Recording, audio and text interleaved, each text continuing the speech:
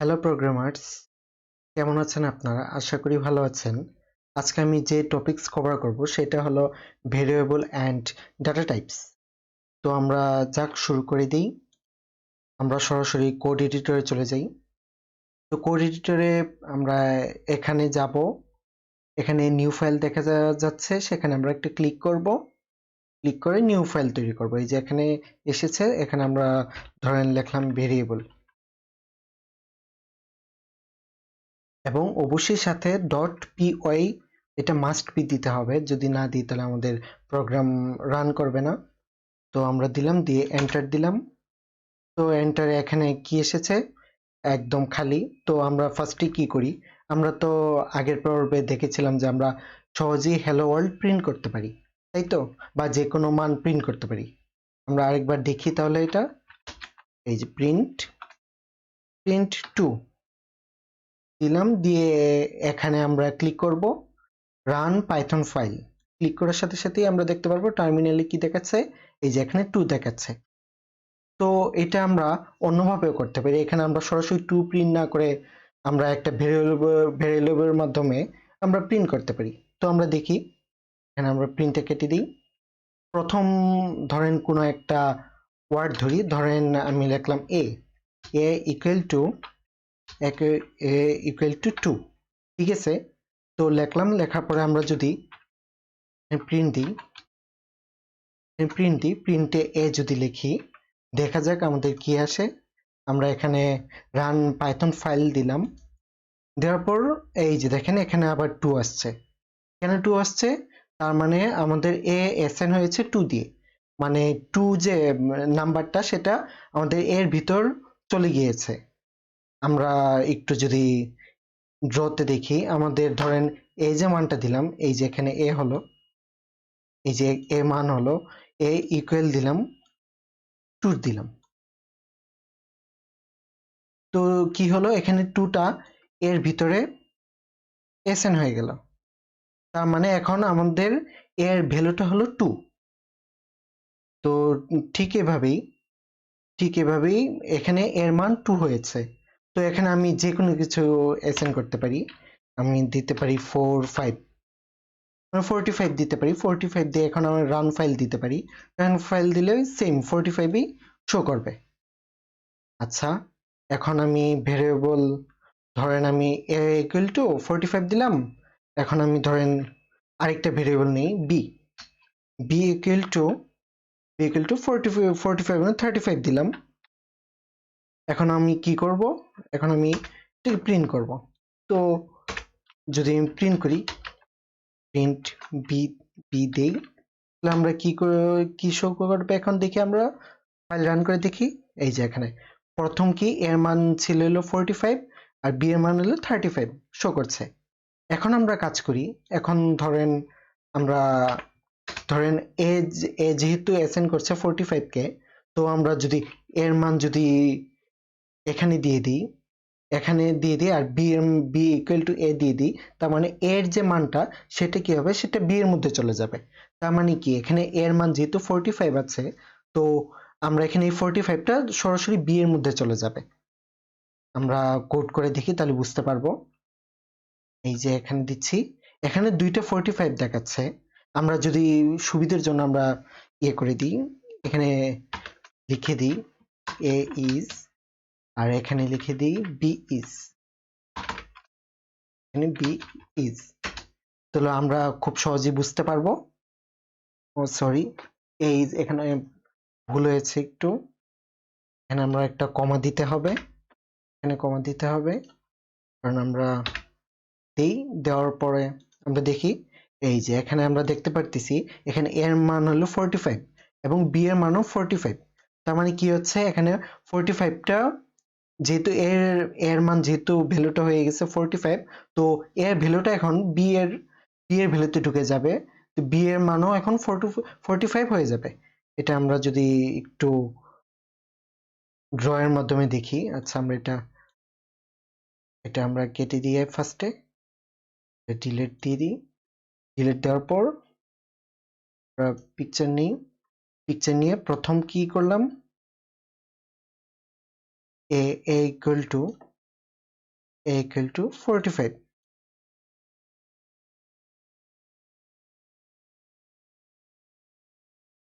a equal to 45, তার মানে কি এর মানটা 45 এর দিকে চলে গেল।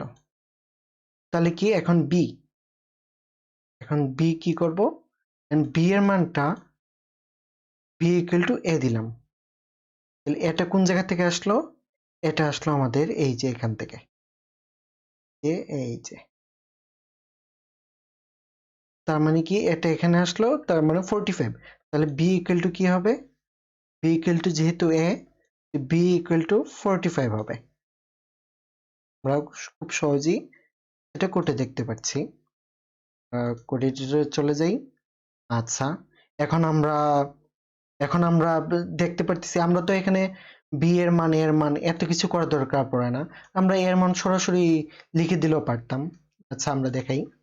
আচ্ছা আমরা কিছু কোড কপি করে নিয়ে আসি, সময় স্বল্পতার জন্য হচ্ছে না। আচ্ছা এই যে এখানে আমরা কিছু কোড এ থেকে করেছিলাম, জাস্ট খালি প্রিন্টের কপিগুলো করে নিয়ে আসি, এই এখানে দিলাম, দিয়ে এখানে দিলাম। তাহলে এখানে কি দেখাচ্ছে, এখানে প্রিন্ট হিজ নেম ইজ নির্জন, নির্জন ইজ 26 ইয়ার্স ওল্ড। এখানে নির্জন নাম অনেকবার আসছে, আপনারা হয়তো খেয়াল করেছেন। তো আমাদের যদি এখন নির্জনের জায়গায় যদি আমরা কোনো আসিফ বা অন্য কারো নাম অ্যাড করতে চাই, তাহলে আমাদের কি করতে হবে, তাহলে আমাদের প্রত্যেকটা নির্জনের জায়গায় আসিফ লিখতে হবে। এখানে যদি আমরা আসিফ লিখি, এস আই এফ আসিফ লিখি, এখানে আসিফ লিখতে হবে, এখানে এস আই এফ আসিফ লিখতে হবে। এটা লেখা কিন্তু খুবই ঝামেলা এবং অনেক সময়ের সাপেক্ষ। তো আমরা এক কাজ করি, রান্ডু দিয়ে নিই, আমরা এক কাজ করতে পারি, আমরা ভেরিয়েবলের মাধ্যমে আমরা খুব ইজিলি জিনিসটা অ্যাসাইন করতে পারি। কিভাবে অ্যাসাইন করতে পারি দেখে আমাদের এই কাজটা অনেক সহজ হয়ে যাবে। যদি আমরা ফার্স্টে যাই, ফার্স্টে এখানে ধরেন কোনো একটা ভেরিয়েবল নেই, ধরেন নেম লিখলাম, নেম ইকুয়াল টু এখন আমরা যেহেতু একটা স্ট্রিং নিব, তো স্ট্রিং ইয়ে করতে হবে। ধরেন এখানে নির্জন আছে, তো এখানে নির্জনের জায়গায় আসিফ দিলাম, এস আই এফ আসিফ।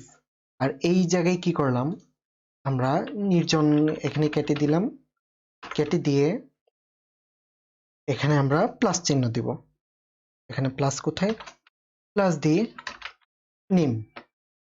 এরকম আমরা নির্জনের জায়গায় এখানে আমরা নির্জন কেটে দিলাম, এখানে আমরা নির্জন কেটে দিলাম, নির্জন কেটে দিয়ে নেম দিলাম, নেম দিয়ে প্লাস দিলাম। তো আমরা ফার্স্টে কয়েকটা দেখি, এখানে কি প্রিন্ট করছে, আসিফ। আচ্ছা একটা স্পেস দিতে হবে, তাহলে আমরা ক্লিয়ারলি বুঝতে পারবো না। আচ্ছা আবার এই যে এখানে, তাহলে আমরা কি দেখতে পারতেছি, এখানে হিজ নেম ইজ আসিফ। তার মানে কি হচ্ছে, এই যে আসিফ যে ভ্যালুটা আছে সেটা নেম ভেরিয়েবলের মাধ্যমে অ্যাসাইন হচ্ছে। তো ভেরিয়েবলের মধ্যে অ্যাসাইন হওয়ার কারণে আমরা ইজিলি এখানে নেম দিয়ে আমরা ইজিলি ব্যাপারটা চেঞ্জ করতে পারছি। তো এরকম আমি যদি সবগুলা করতে চাই, এখানে আমরা আসিফ দেই, থাক সবগুলো দিয়ে অনেক সময় লাগবে। তো এরকম আমরা আসিফ এরকম করে অনেকগুলো দিতে পারি। তো এরকম আমরা যদি আসিফের বদলে যদি অন্য কোনো কারোর নাম দিতে চাই, আচ্ছা চেঞ্জ করে দিই, একটু সুবিধা হবে, বুঝতে সুবিধা হবে। নেম প্লাস, এখানেও কেটে দিই, এখানে নেম প্লাস, আর এখানেও কেটে দিই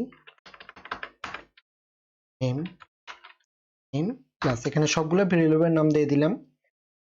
এখন আমরা কি করব, এখন আমরা যদি রান করি তাহলে দেখতে পারবো এখানে সবগুলো আসিফের নাম আসছে, এই যে আসিফের নাম আসছে, এখানে এখানে আসিফের নাম আসছে। এখন আসিফের নাম আসছে, এখন আমরা যে আসিফের বদলে অন্য কারোর নাম দিই তাহলে সেটাই আসবে। ধরেন আমি এখন আবার চেঞ্জ করে নির্জনের নাম দিতে যাচ্ছি, দিলাম, দিয়ে আবার দিলাম, এই যে এখানে সবগুলো নির্জন চলে এসেছে।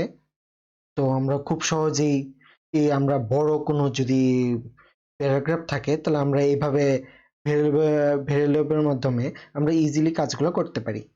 তো ধরেন এখানে আমি ইন্টিজার টাইপের ডাটা নিই, তো তো আমরা ডাটা টাইপ নিয়ে যে দেখতে চাই, তাহলে আমরা বিভিন্ন টাইপের ডাটা টাইপ আছে। একটা আছে আপনার স্ট্রিং আছে, ইন্টিজার আছে, ফ্লোট নাম্বার আছে, তারপর আমরা আমরা যে বলি লং আছে, এরকম অনেক টাইপের লিস্ট আছে। তো আমরা লিস্ট অথবা টাপল এগুলো আমরা পরে জানবো। আমরা আপাতত ডাটা টাইপ স্ট্রিং এবং ইন্টিজার সম্পর্কে জানি এবং ফ্লোট নাম্বার সম্পর্কে জানি।